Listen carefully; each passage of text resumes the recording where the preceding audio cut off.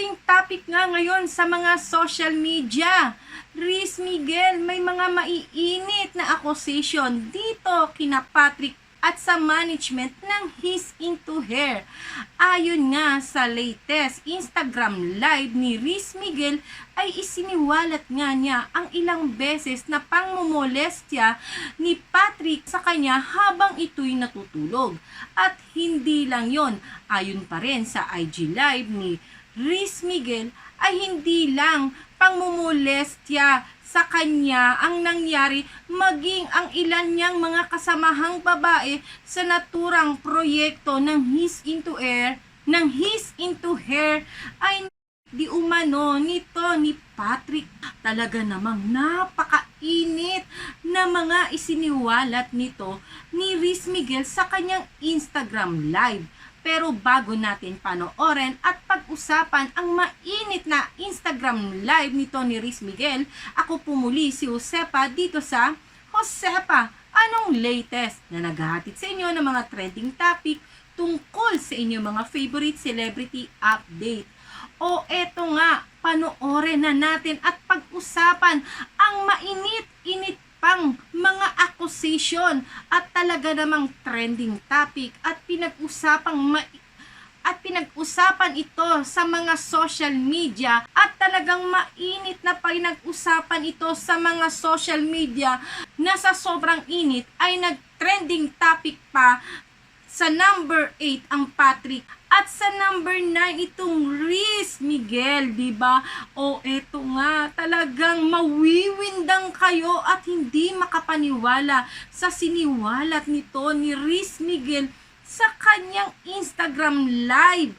Eto, panoorin natin. Yes. Okay. So, kung hindi nyo alam, nagtutaping na kami sa Parasite tayo.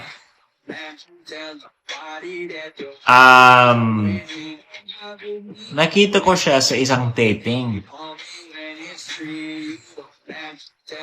Yung taping na yan, sa una, wala naman akong problema sa kanya. Pero, binabastos niya yung mga babae na kasama namin. Yung babae, may hawak ng lollipop. Tapos, yung sinasabi ni Patrick, nung hinahawak ng girl ng lollipop, sabi niya, wow, buti naman kasya yung malaki sa bibig mo. Yun yung sinabi niya. Narinig niyo ba ako? What's up, Mike? Yan yung sinabi niya. So, syempre, unang reaction ko, susuntukin ko yun. Pero hindi ko. Wala akong ginawa sa kanya. Hinayaan ko na lang siya. Kasi wala ako dyan sa harap niya mismo nung nangyari yung situation na yan. Yung mga babae, sila yung nagsumbong sa akin sa situation. Next, nangyari. Lahat na ng cast. Lahat ng cast, sumama sila sa isang room. Bonding. Nung umulis ng dalawang girls, sabi ni Patrick, hinawakan ni Patrick sa wrist. Dito mismo. Sabi ni Patrick ganon sa mga girls. Nung ginawa niya yan, tumayo ko. Sabi ko, parang, you don't want to do this right now. If you're holding them and they are trying to get out of the room, if I have to stand up and I have to question you, may problem na. So, if I keep going pa, hindi ko na alam yung mangyayari sa'yo. Hindi to prank. Hindi to prank. Okay? Next. Grabe, ang init. Di ba, umpisa pa lang ang init na nung mga kinikwento sa atin ni Riz Miguel na hindi natin nakalain na ganun na pala ang nangyayari sa lock-in taping nito nga ng He's Into Her. My gosh, mga minor pa to ha, mga 18, 19, ilan ba? Di ba, syempre mga bata pa rin yan.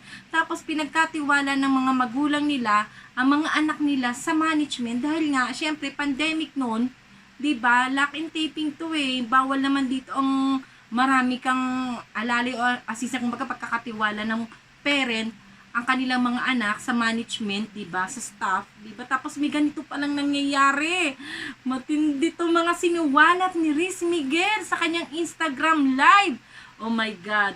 Pero kahit papaano, di ba, hindi pumapayag itong si Riz Miguel na bastos-bastusin lang ang kanyang mga kasamahang babae. Diba? Ito, ipagpatuloy natin ang naturang IG live ni Riz Miguel. Next yung mangyayari. Siyempre, nasa lock-in kami. May mga roommates, may mga ganon. Sarcasm. Gusto mo sarcasm? Next. Tulog na ako sa room ko. Nung nagising ako sa room ko, merong tissues. So, yung roommate ko si Joao. Meron kaming bagong tissue box. Bagong-bago lang.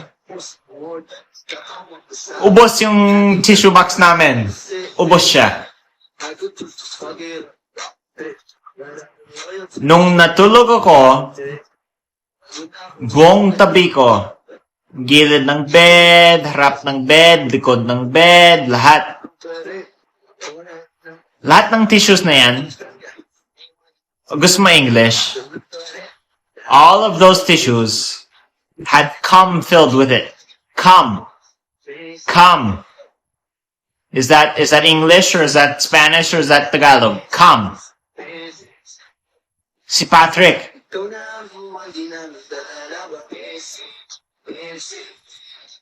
Lahat ng cum ni Patrick nasa gilid ng bed ko. Nasa tissues. C-U-M. Cum. Oh, nandito na si Limer. Sa totoo, baka walang sasabihin si Limer. Pero kung tatanungin mo siya, sasabihin niya pa rin yung totoo sa kanya. Sabihin niya yung totoo sa inyo. So, after nun, nagising ako. Nung nagising ako, Patrick Quiros to. Spilling the tea. Afterwards, I woke up in the morning.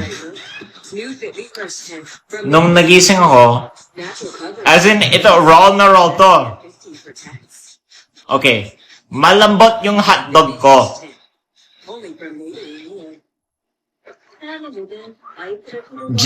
Call niya yung lambot ng hotdog ko.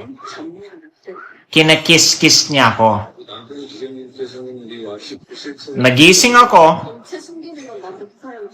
Nung nagising ako, hinahabol-habol ko siya. Nung hinahabol-habol ko siya, tinago siya sa kwarto. Oh, inisip niya na nakakatawa. Hindi naman nakakatawa. Hinahabol-habol ko siya. Sabi ng isang management sa akin, pinalis na nila si Patrick. Bago nangyari yung accident ko, di ko sasabihin yung pangalan. Para blind item Isang ka-love team niya dati sa HIH, na ni Patrick. babae. Walang sinabi ni Patrick. Management, wala silang gumawa. Afterwards, taping, 3 days lang, bago nangyari yung accident ko, ginawa niya din sa 2 talents namin.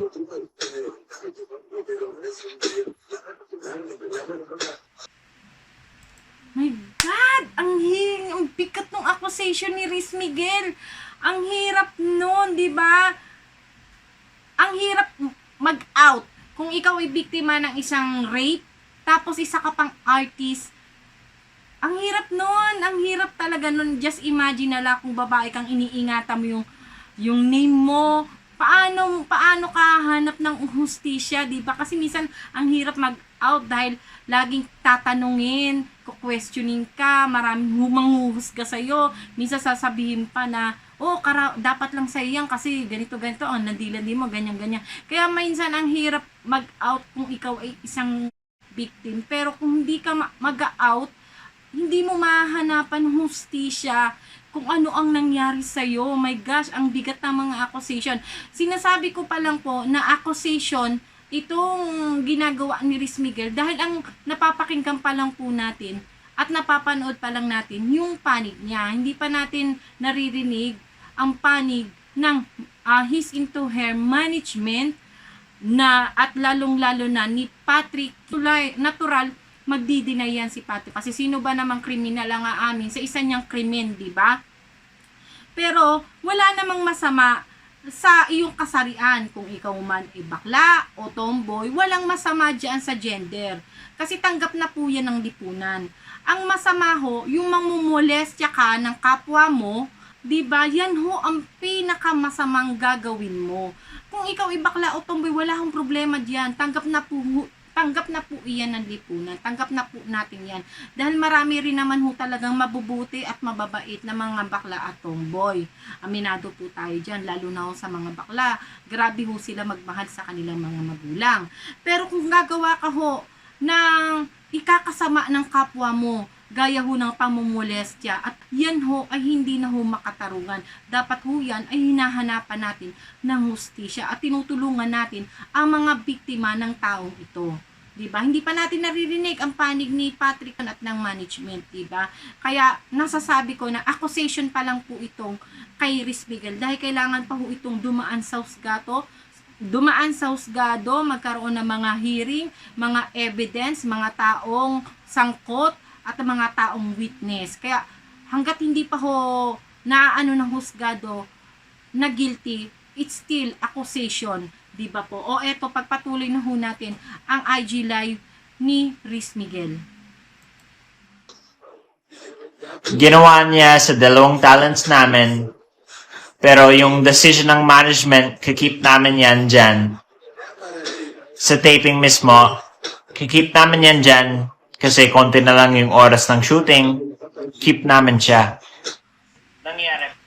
OMG, alam ng management na may na artist nila sa taping ng His Into Her.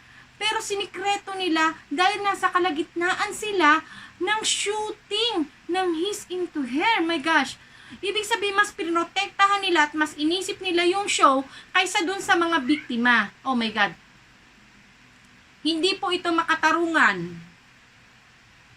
Pinagpatuloy mo, binaliwala mo. Kasi sa batas po kailangan isang guni mo agad yan eh. Maiblatter agad yan.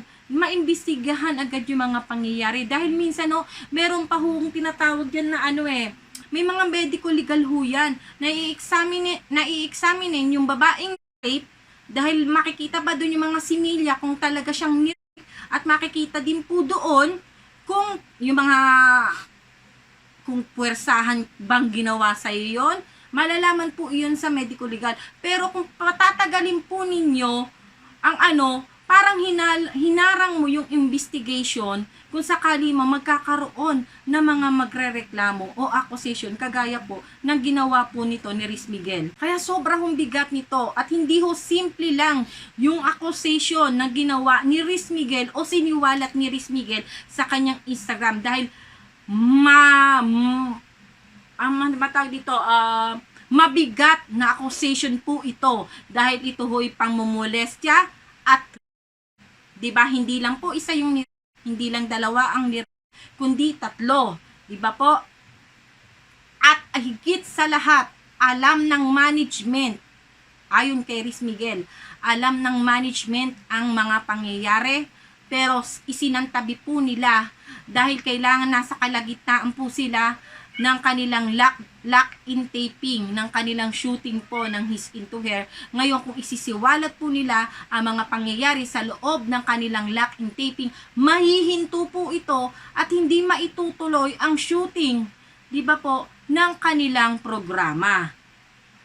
Pinili ng management na ipagpatuloy ang programa nila kaysa mabigyan agad ng hustisya ang kanilang mga talent at maprotektahan. Diba po, kung sa umpisa pa lang na nagsumbong itong si Riz Miguel sa pangmumolestya na ginawa sa kanya ng kanilang co-star na ito nga si Patrick, wala sana pong nangyaring ng mga babaeng kasama nila sa kanilang show.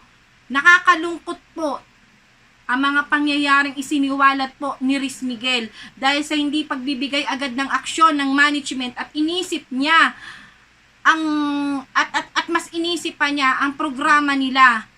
May 3 pang naging biktima ang taong ito. Sobra pong nakakalungkot yon. Pagpatuloy po natin yung video. Nangyari pa rin sa akin.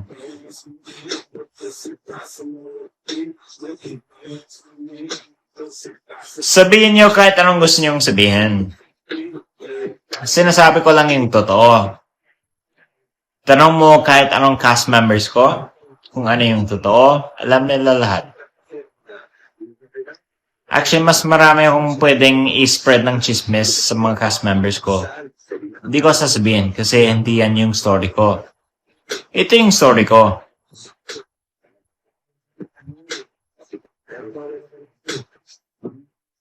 Ano? Oh, mamaya, tanong ako. Okay, I don't care if I'm trending. Yung gusto ko mag-aware, yung awareness.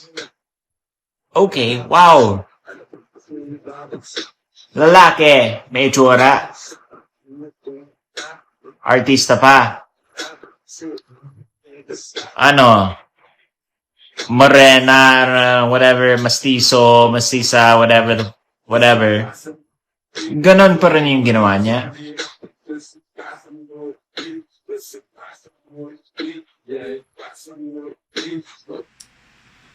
Tama po dun si Riz Miguel. Kinikwento ho niya yung nangyari sa kanya. Sinishare nila. Ngayon yung mga nangyari ho sa ibang biktima, parang wala na siyang karapatan doon na isiwalat pa iyon. Diba, nagbigay na lang siya ng hit, pero ang sa kanya, yung naging experience niya, pinapaalam po niya sa atin. Diba po? Ngayon, sino po ba itong si Patrick Quezon? Kasi karamihan po sa mga subscriber ko ay mga Solid Maymay, Solid Edward, Mayward, ayan po, karamihan po sa mga subscriber ko. Ngayon, kung matatandaan niyo po, itong si Patrick Quezon ay isa po sa mga nakasama ni Maymay Entrata at ni Edward Barber sa kanilang Once Upon a Time, di pa po, Once Upon a Time series po na may title pong Ikaw ang Gusto Ko. Yan po si Patrick, nakatrabaho na po ito ni na Maymay Entrata at Edward Barber na sana wala namang ganyang pangyayari, di ba po? Sa bagay nung panahon pa naman ng Once Upon a Time ni na Maymay Entrata at Edward Barber, hindi pa naman uso itong lock-in taping. At syempre, lagi pa namang may mga kasama, lagi sila may mga kasama noon na mga PA, di ba? Misa kasama pa ang parents, lalo na kung minor yung artista mo. Ito kasing panahon ng show ni na Riz Miguel na His Into Her, pandemic na ito, kaya lock-in taping na po sila. Kaya kailangan minamadali nila yung pag-shooting dahil syempre binabayaran ho nila yung hotel kung saan sila nag-i-stay, di ba po? Kaya kailangan talaga mabilisan ang kanilang pag-shooting, ganyan po. Kaya lang syempre nakakasad dahil mas priority ng management ang kanilang programa kaysa sa kanilang mga talent. Di ba po? kung maaga pa lang po, binigyan na nila ng aksyon yung reklamo ni Riz Miguel na pangmumolestya sa kanya, di ba po? Sana wala na pong, nakakalungkot lang po kasi hindi nyo agad binigyan ng hustisya, hindi nyo ginawan agad ng aksyon yung reklamo ni Riz Miguel sa kanyang katrabaho na si Patrick na tungkol po sa pangmomolestya sa kanya. Dahil sa pagbabaliwala ng management, nauwi pa ito at may naging biktima pang mga babae ng rape. Mabigat ang accusation ni Riz Miguel dito kay Patrick at sa management po. Opo, kadamay na po dito ang management dahil kumbaga dahil sa pagtatago po ng mga pangyayari at pagbabaliwala ay marami po kasing naging biktima at mabigat po talagang accusation to, sobrang bigat po, kaya antayin po natin ang magiging reply ni Patrick, o kung mas maganda ho siguro sa husgado na lang sila magharap dahil napakabigat po ng accusation na ito. Part 1 pa lang po ito ng Instagram live ni Riz Miguel. Abangan po natin sa susunod na video ko ang part 2 po ng kanyang Instagram live. Maraming salamat po sa inyong pagsuporta. Ayan, kung gusto nyo pong maging updated sa lahat po ng mga trending topic, ay huwag nyo po kalimutang mag-subscribe. I-click po ang bell button para lagi po kayong updated dito sa aking mga latest video. O paano po mga kamarites, ako po muli si Josepa. Hanggang sa susunod, paalam!